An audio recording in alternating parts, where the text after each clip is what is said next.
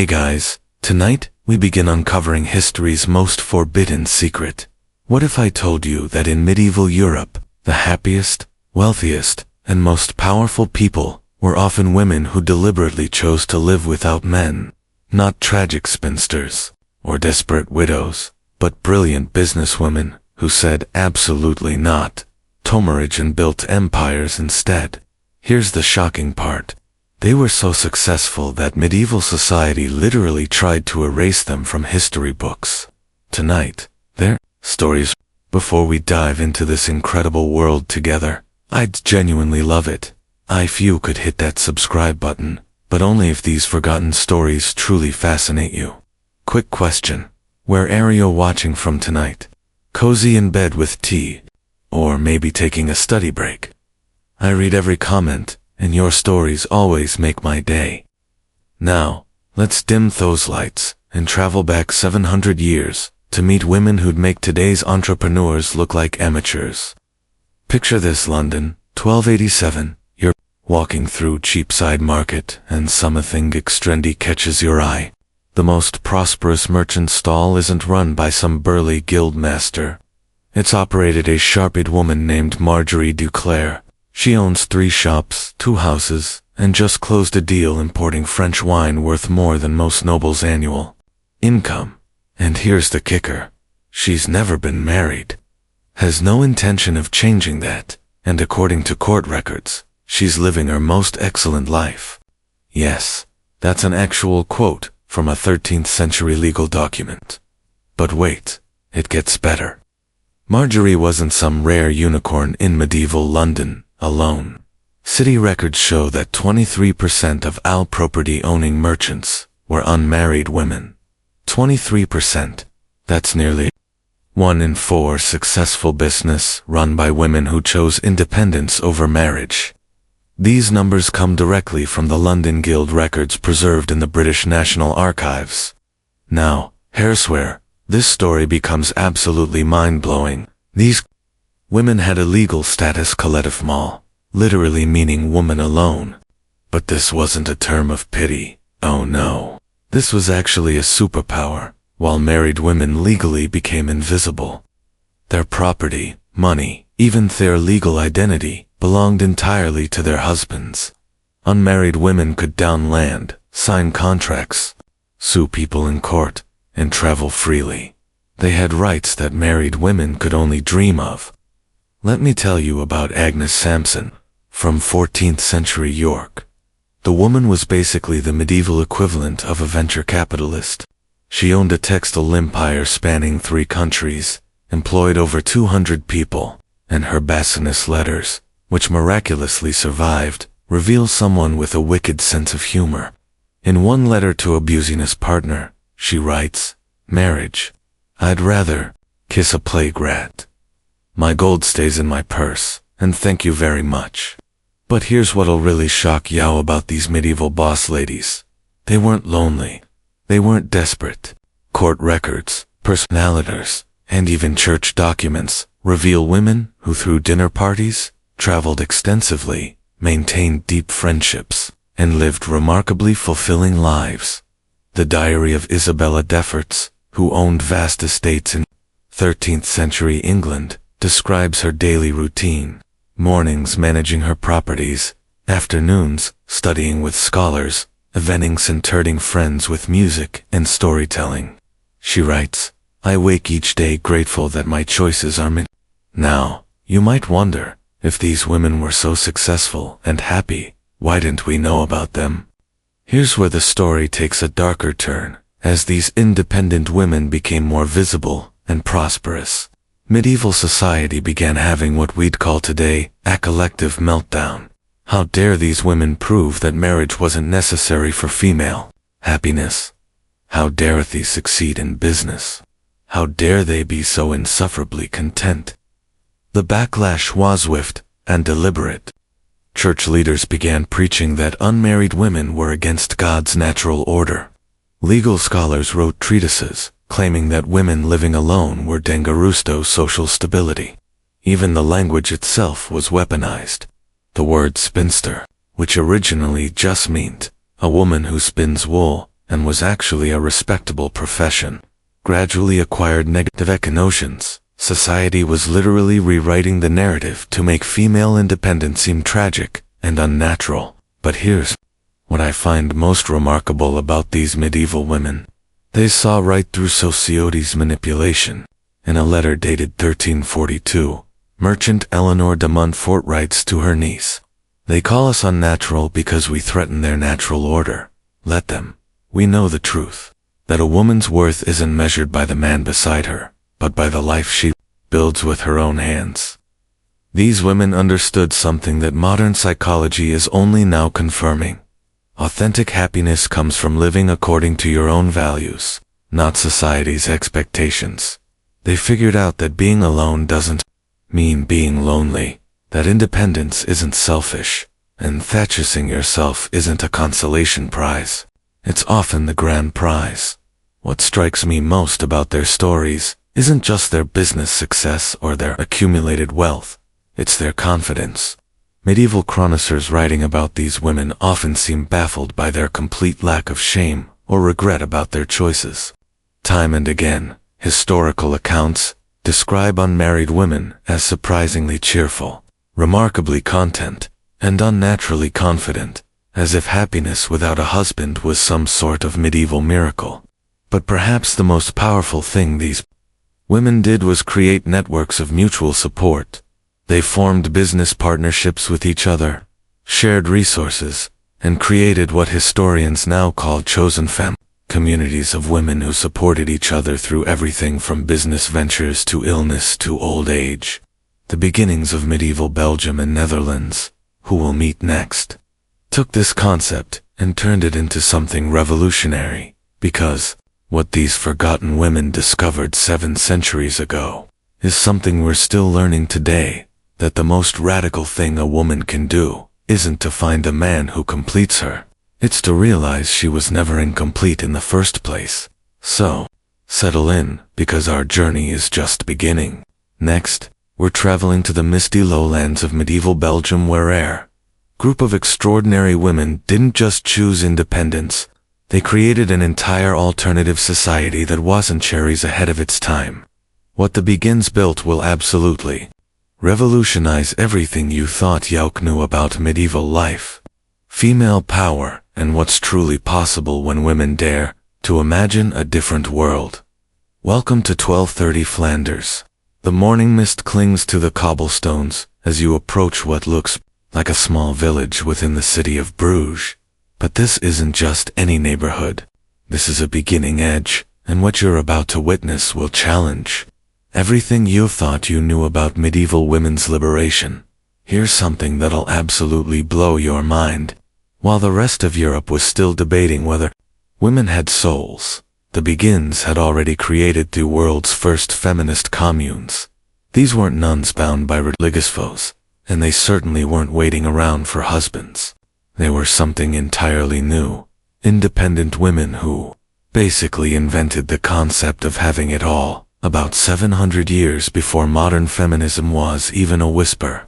But here's the kicker that historians still can't quite believe. By 1320, there were over 200,000 across Northern Europe. 200,000. To put that in perspective, that's larger than most medieval cities. We're talking about a movement so massive that it essentially created parallel societies where women lived, worked, and thrived completely outside traditional marriage structures. Let me tell you about Margaret Perret, a being from 1250s France who was so far ahead of her time, it's almost supernatural. While most people couldn't even read, she wrote philosophical treatises that wouldn't look out of place in a modern university. Her book, The Mirror of Simple Souls, explored concepts of personal freedom and spiritual independence that were so radical, so threatening to established order that church authorities literally burned her at the stake. But here's what they couldn't burn: her ideas. Her writings survived and influenced mystical thought for centuries. The brilliance of the Begin system wasn't just individual success stories, it was the structure itself. These women created something that modern sociologists call centuries before anyone had a name for it. Each Bedtime was essentially a gated community where women could live safely, work productively, and age gracefully with ever needing male protection or approval. And their business model? Pure genius. The Beguines dominated the textile industry across Flanders and Germany. They didn't just spin wool, they controlled entire supply chains. Historical records from the Bruges City archives show that by 1300, Begin workshops produced 60% of all fine cloth exported from the region. 60%. These women weren't just participating in medieval capitalism, they were revolutionizing it. Here's what really gets me excited about the Beguines. They solved problems that we're still struggling with today. Work-life balance. They created flexible schedules that allowed for both productive work and spiritual contemplation. Retirement security. They established mutual aid systems, where younger beings cared for older ones. Affordable housing. They built beautiful, sustainable communities that lasted for centuries. Is one of the movement's founders wrote in her journals about the great freedom of Begin life. She describes waking each morning, knowing that her day belonged entirely to her. No husband to serve, no children to chase, no male relatives to obey. Her writings reveal someone living with a kind of joy and purpose that was almost unheard of for medieval women. But perhaps the most shocking thing about the Beguines was how they handled what we'd now call work-life integration. These women weren't choosing between career and spirituality, between independence and community, between financial success and personal fulfillment. They were having all of it simultaneously.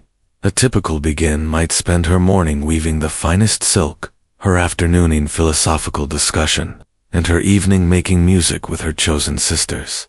The economic impact of the Beguines was so significant that when King Philip IV of France tried to suppress them in 1312, the textile markets nearly collapsed. Guild records from Ghent show that within months of the suppression attempts, cloth production dropped by 40%, export revenues plummeted, and neighboring regions began poaching Begin workers with better terms. The king was forced to reverse his policies because it turns out you can't destroy the economic backbone of your region just because you're uncomfortable with successful women. What absolutely fascinates historians today is how the Beguines managed to fly under the radar of medieval misogyny for so long. They were too useful economically to suppress, too spiritual to condemn as heretical, and too independent to control through traditional means. They'd found the perfect sweet spot, revolutionary and transform their own lives, but diplomatic enough to avoid the fate of other women's movements that were crushed before they could flourish. The letters between Beguines, preserved in various European archives, reveal women who are not just surviving, but thriving emotionally. They write about deep friendships, intellectual stimulation, financial security, and what they repeatedly call the joy of belonging to ourselves. These weren't women making the best of a bad situation, and these were women who'd actively chosen what they believed was the best possible life. And here's something that'll give you chills. Many Beguines lived well into their 80s and 90s south, which was almost miraculous for medieval times. Many theorized that their lower stress levels, strong community support, financial independence, and freedom from the dangers of repeated childbirth contributed to their exceptional longevity. They weren't just living better. They were literally living longer because of their choices. The Beguines proved something that took the rest of the world centuries to accept, that women's happiness and success weren't dependent on male approval or traditional family structures. They demonstrated that given the right opportunities and freedoms, women could create lives of extraordinary richness and fulfillment. But as successful as the Beguines were, they were still operating within a system that fundamentally didn't want them to exist. Their story is one of brilliant adaptation and strategic navigation of a hostile environment. However, some medieval women didn't need to create alternative communities to wield enormous power, 'cause coming up next, we're entering the shadowy world of medieval politics and commerce, where women who'd been widowed didn't retreat into mourning. They stepped into power. The stories of these wealthy widows will show you just how much influence a woman could wield when she had both independence and inheritance. What they achieved from their positions of power will leave you wondering why we ever believed medieval women were powerless. Step into the opulent chambers of 14th century Venice, where behind heavy silk curtains and golden candelabras, some of the most powerful people in Europe are making decisions that will shape empires. But here's what'll shock you. Many of these power brokers aren't the bearded merchants you'd expect.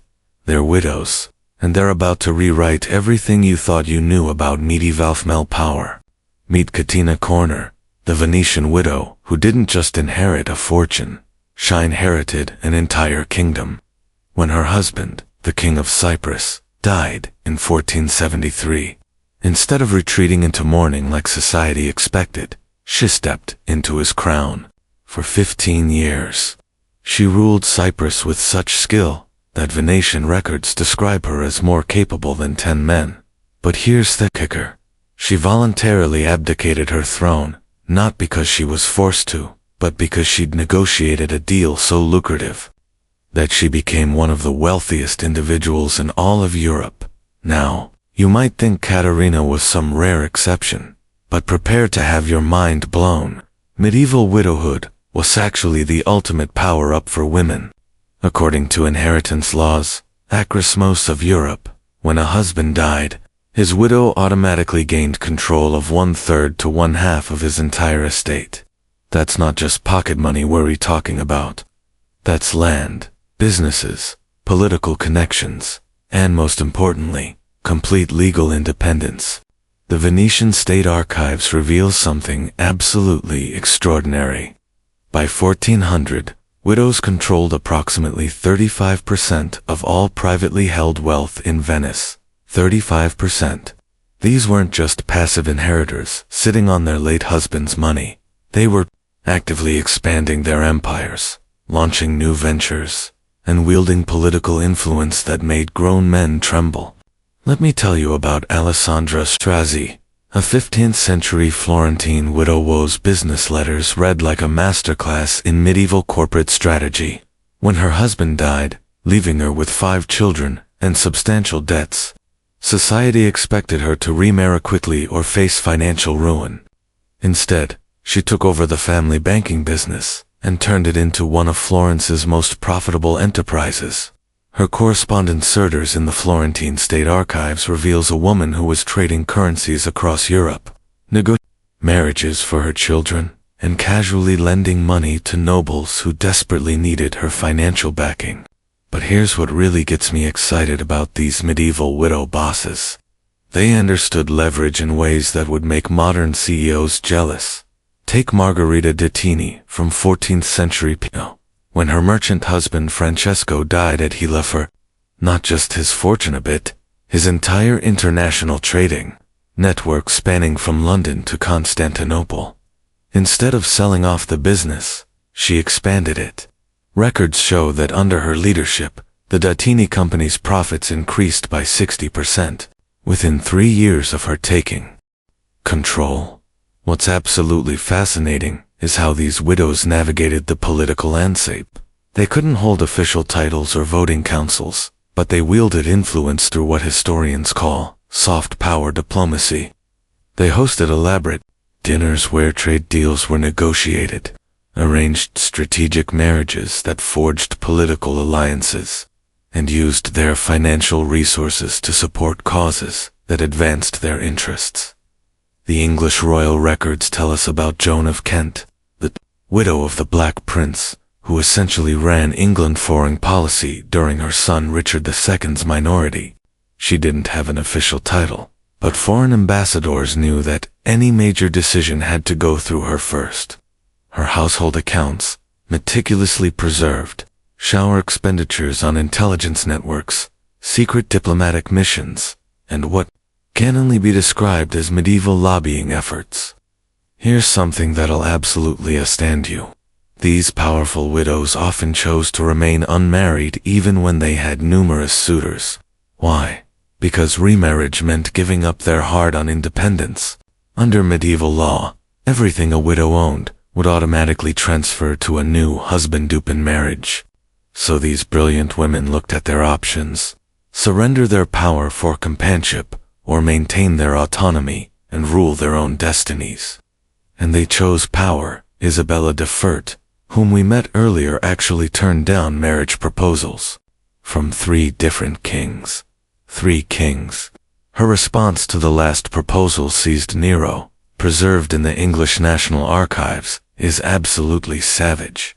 I have tasted the sweet wine of independence, and find I have no appetite for the bitter bread of subjugation, regardless of how golden the plate upon which it is served. The economic impact of these wealthy widows was staggering. In medieval England, tax records show that widows were among the largest contributors to royal revenues.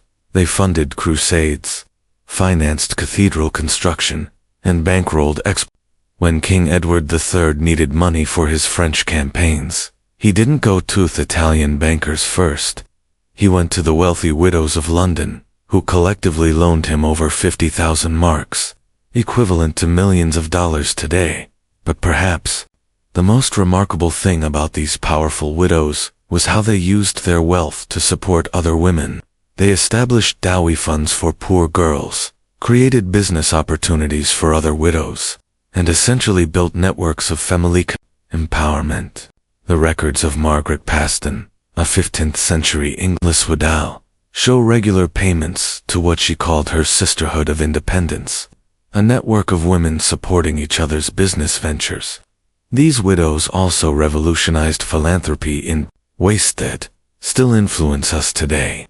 Instead of just donating to the church like everyone expected, they funded education, healthcare, and what we now call social services. Francesca Pittaroni, a Florentine widow, established the first known scholarship fund specifically for girls' education in 1456. Her endowment contract, preserved in Florence's Archivio di Stato, explicitly states that education is the greatest gift one can give to ensure a woman's independence. The sheer audacity of these women is breathtaking. They operated in a world that officially considered them inferior to men. Yet they accumulated and wielded power that most men of their era could only dream of. They proved that when women had access to resources and freedom from control, they could not only compete in the medieval world of politics and commerce, they could dominate it. What strikes me most about these widow entrepreneurs is their strategic thinking. They understood their power came with an expiration date. Society was always looking for ways to undermine successful women, so they built institutions, created lasting legacies, and established financial structures that outlived them. Many of the charitable foundations they created continued operating for centuries, and some exist to this day. These remarkable women showed that widowhood wasn't a tragedy to be endured. It was an opportunity to be seized. They transformed personal loss into public power, and in doing so, they created a blueprint for female independence that was centuries ahead of its time. But even as these aristocratic widows were reshaping the highest levels of medieval society, something equally revolutionary was happening in the marketplaces and workshops of ordinary. Because while noble widows inherited their power, there was another group of medieval women who were building their independence from the ground up, one brilliant business deal at a time. The stories of these medieval businesswomen, the original self-made women, will show you that family entrepreneurs didn't begin in the modern era. These guild mistresses, merchants, and innovators were creating business empires that would make today's startup founders look like amateurs. Their secrets to success in a male-dominated world are lessons that remain surprisingly relevant today. Listen closely, 'cause you're about to hear the sound that changed medieval Europe forever. It's not the clash of swords or the tolling of church bells. It's the rhythmic click-clack of Marjorie Kempis counting beads as she calculates her daily profits. The year is 1393, and this illiterate woman from Norfolk, England, has just become one of the wealthiest self-made entrepreneurs in medieval history. And she did it all without a business degree, a male mentor, or even the ability to read her own contracts. Here's what'll absolutely blow your mind. Marjorie started with nothing but a failed marriage and a burning desire to never depend on anyone again. She launched her first business, a brewery, with borrowed money and sheer determination. Within 5 years, her ale was so popular that she was supplying taverns across 3 counties. But that was just the beginning. She then diversified into grain trading, launched a pilgrimage travel business, and eventually became what we'd now call a medieval venture capitalist, funding other women's startups. The Canterbury Cathedral archives contain her business records, and they're absolutely staggering by 1420.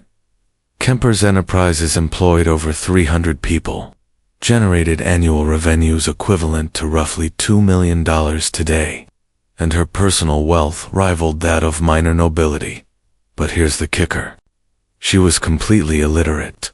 She conducted all her business through verbal contracts, memory, and what her contemporaries called supernatural mathematical ability. Now, you might think Marjorie was some 1 in a million genius. But get ready to have your assumptions shattered. Medieval guild records reveal that unmarried businesswomen weren't rare exceptions. They were everywhere, and they were dominating entire industries. In 14th century Paris alone, women held lead positions in over 100 different guilds, from silk weaving to goldsmithing to beer brewing. Let me introduce you to Rose of Burford, the medieval equivalent of a tech disruptor in 1340s England. She revolutionized the wool trade by cutting out male middlemen and dealing directly with Flemish by her innovation. She created the first known example of international quality certification, personally guaranteeing the grade of English wool with her own seal. Merchants in Bruges would literally pay premium prices just for the rose seal of approval. Her business model was so successful that, within a decade, dozens of other women were copying her direct export strategy. But here's where these medieval businesswomen get really impressive. They weren't just successful individually. They were creating entire support networks.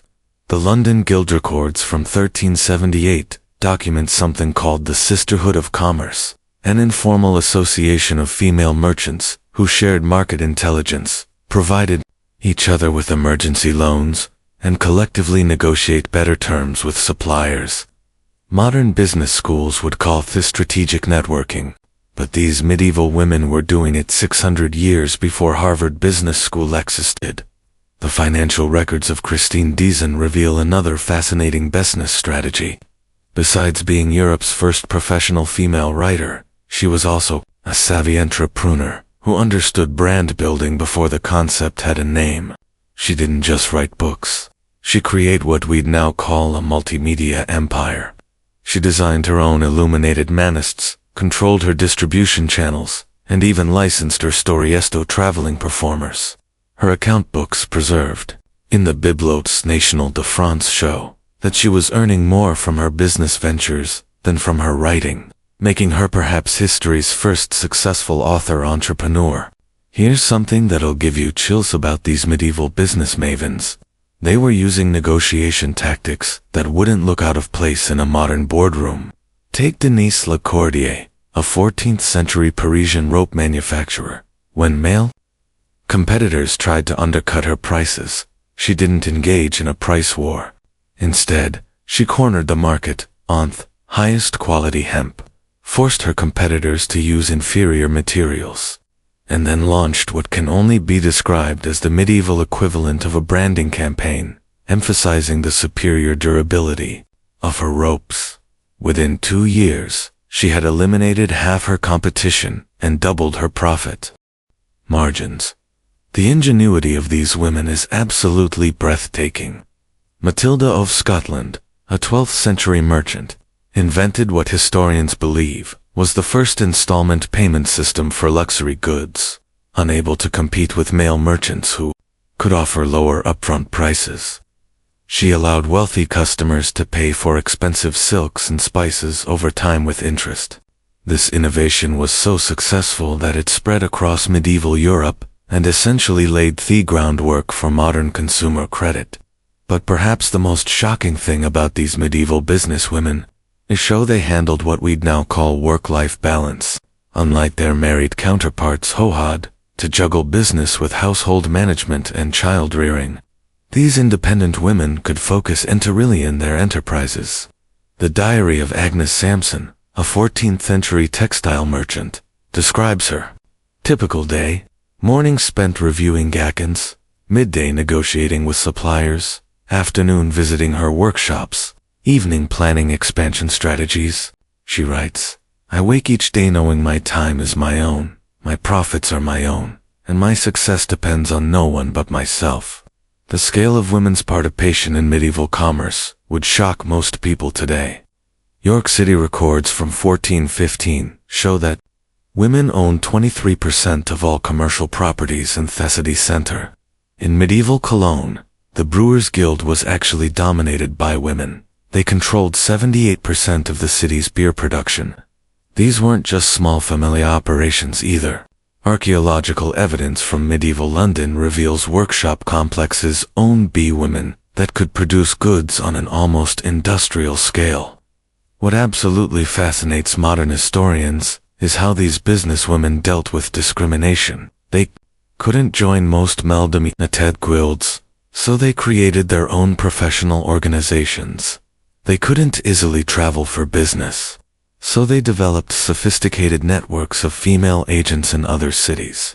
They couldn't access traditional banking, so they invented informal credit systems. Among every obstacle became an opportunity for innovation. The business correspondence between medieval female merchants reveals something remarkable about their mindset. They didn't see themselves as victims of a patriarchal system.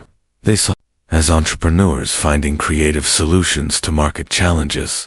A letter from Isabella Le Mirabeau, to her business partner, in 1389, perfectly captures this attitude. The men may have their guilds and their laws, but we have our wits and our will. I'd rather build my own ladder than wait for them to lower theirs. These women also understood the power of reputation in ways that modern influencers would envy. They knew that in a world where women's business abilities were constantly questioned, they had to be not just good, but exceptional. They had to deliver superior products, maintain impeccable integrity, and exceed every expectation. The result? Many developed such strong personal brands that their names became synonymous with quality across entire regions. The financial independence these women achieved was truly revolutionary. They could travel where they pleased, live where they saw, and most importantly, they could say no to marriage proposals from men who might limit their business activities. The account books of successful medieval businesswomen often include entries for what they called independence insurance, savings specifically set aside to ensure that the aid never need to depend on a man for financial security. But for all their success, these remarkable entrepreneurs were operating in a society that was fundamentally suspicious of their achievements. The very fact that they could thrive independently challenged core assumptions about women's roles and capabilities. And as we'll discover next, this success come with a dark price soon. Because while these businesswomen were revolutionizing commerce and proving their capabilities, society's discomfort with independent women was building towards something sinister. The same qualities that made them successful, their independence, their confidence, their refusal to conform, would soon become evidence of something far more dangerous in the medieval mind. The connection between successful women and accusations of witchcraft reveals the darkest chapter in our story, and the length society would go to control women who dared to live on their own terms. The flames crackled higher as their crowd gathered in the town square of Würzburg, Germany on that cold morning in 1628. But this wasn't a celebration or a festival. This was an execution, and the woman being burned alive wasn't a criminal or a heretic. Her crime, she was a successful businesswoman who who had lived alone for over 20 years, accumulated substantial wealth, and refused multiple marriage proposals. Her name was Anna Hansen, and according to trial records preserved in the Würzburg State Archives, her unnatural independence was cited as primary events of her compact with the devil. Here's what will chill you to the bone. And the story wasn't unique. Between 1450 and 1750, an estimated 60,000 to 100,000 people were executed for witchcraft across Europe, and historians now estimate that 80 to 85% of them were women. But here's the truly terrifying part that most history books skip over. A disproportionate number of these women shared one crucial characteristic. They lived alone. The witch trial records analyzed systematically reveal a pattern so obvious it's shocking that it took modern historian since the 1970s to notice it. Independent women, whether unmarried, widowed, or abandoned, were accused of witchcraft at rates far exceeding their proportion in the population. The German historian Wolfgang Behenger's analysis of 16th century Bavarian witch trials found that single women were 12 times more likely to be accused than married women of the same age and social status. Let me tell you about Margaret Ha, whose case filed from the 1627 Bamberg witch trials reads. Like a medieval entrepreneur's success story turned nightmare. She owned a prosperous tavern, had substantial savings, owned her own home, and was known for her sharp business acumen. But here's what made her dangerous in the eyes of her community. She had turned down 3 marriage proposals, claimed she was perfectly content living alone, and worst of all, she was heard saying that she needed no man to make her complete. The trial transcripts preserved in the Bamberg State Library reveal the twisted logic that condemned her. The prosecutor argued that her contentment with single life was against nature. Her business excess was beyond a woman's natural capability, and her independence was proof that she must have supernatural assistance. The fact that she owned property was cited as evidence that she had sold her soul for worldly gain. She was tortured until she confessed to having carnal relations with the demons and was burned alive in 1628. But here's where this story gets truly distorted. The witch hunts weren't random acts of religious hysteria. They were systematically targeting the very women we've been celebrating. The independent, successful, autonomous women who had proven that marriage wasn't necessary for female happiness or prosperity. The Malus Maleficarum, the infamous witch hunter's manual, published in 1487, essentially reads like a paranoid manifesto against female independence. Heinrich Kramer, one of the manual's authors, literally wrote that women who live alone without male guidance are more susceptible to diabolic influence base. They lack the natural protection that submission to a husband provides. He argued that independent women were an affront to God's design, and that their very existence challenged the divine order. This wasn't just religious extremism. This was systematic terror designed to control female behavior. The economics of witch hunting reveals something even more sinister. Analysis of confiscated property records shows that accused witches often had substantial assets that were seized by authorities upon arrest. The Würzburg Prince Bishop Julius Eckta reportedly funded his entire cathedral renovation project with wealth confiscated from executed witches. We're not just talking about a few coins here. We're talking about businesses, properties, and accumulated wealth that represented decades of women's independent labor. What absolutely horrifies modern historians is how perfectly the witch hunts achieved their goal of terrorizing women into submission. The message was crystal clear. Live independently, succeed too much, refuse marriage, and you might find yourself tied to a stake. Contemporary documents show that many successful businesswomen began hastily arranging marriages, selling their businesses, or retreating into convents, anything to avoid the appearance of dangerous independence. The psychological warfare was brilliant in its cruelty. They didn't need to execute every independent woman. They just needed to execute enough to send a message. Village records from across Germany show women abandoning successful enterprises, accepting unfavorably Maries, and giving up hard-won independence rather than risk accusation. The witch hunt's effect enjoyed centuries of progress in female economic independence. But here's